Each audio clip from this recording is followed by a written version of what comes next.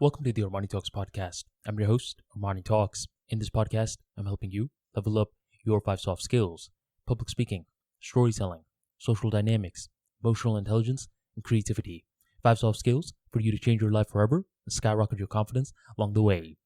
In today's episode, I'm going to be giving you 3 body language moves that you can unleash anytime you feel as though you're not feeling good, you're not feeling confident, you feel like you can raise your confidence, and here is how.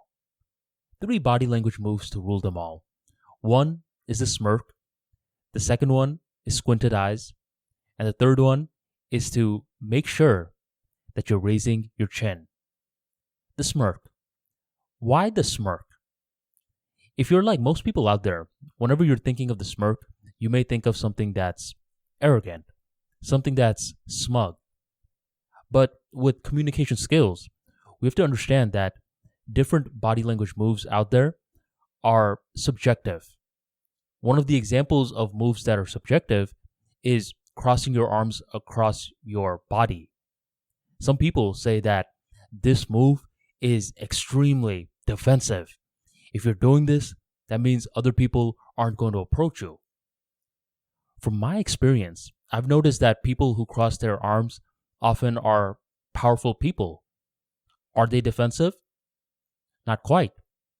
It just means that crossing your arms can either imply defensiveness or high status. And it's the same thing with the smirk. For certain occasions, it's going to be taken as cocky, smug, arrogant, while other times, it's a subtle version of the smile. You may not always have the need to smile because that's a very blatant move. But smirking, you could pretty much do in any occasions other than a funeral. Smirking is light, it releases endorphins in your brain, and automatically you will feel more confident. The second body language move is to squint your eyes. Did you know that when we're uncomfortable with eye contact, it's predominantly because we feel like our entire body is being watched? Even if someone is just looking at your head, when you're uncomfortable with eye contact, you feel like your toes are being watched. You feel like your shoulders are being watched, your waist, and much more.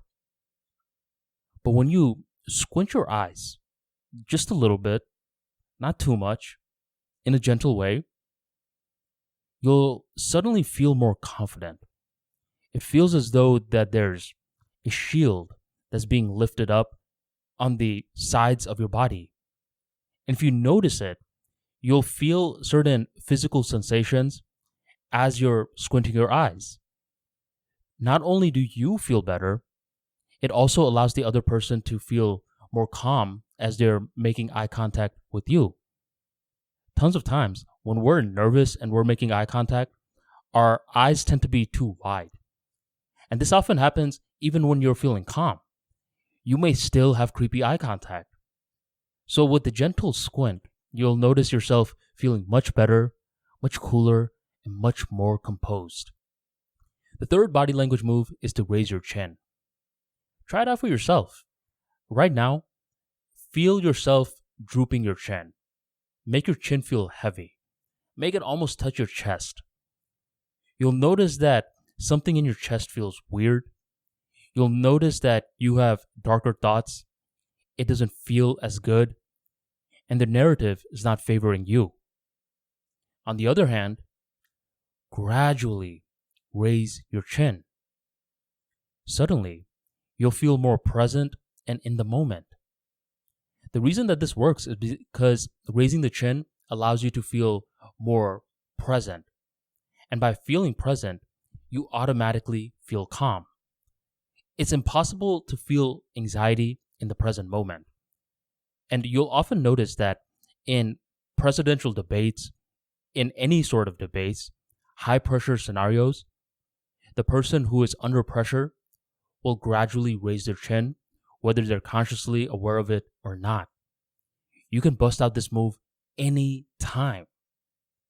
Now you may be wondering, all right, Armani, thanks for these 3 moves. Do I practice them all at once? You can, It's not as though that these moves are so difficult to do that practicing them all at once is going to overwhelm you. But what I recommend is you think about the context more. Personally, for me, when I was first discovering the smirk and how well it makes me feel, I was doing this right before I was about to get called on stage for a speech. I wasn't focusing too much on the other body language moves. I was predominantly focusing on the smirk because from the context of the event, it allowed me to feel good and it allowed the audience members to think that I knew what I was doing. But eventually after that, I started to add in more of the body language moves. So however you practice is up to you, but my recommendation is to start off with one and stack the other two moves upon that. After the smirk, that's when I added in the gentle squints, and that's when I added in the raised chin after that. So whatever your flavor is, practice it and feel more confident in the future.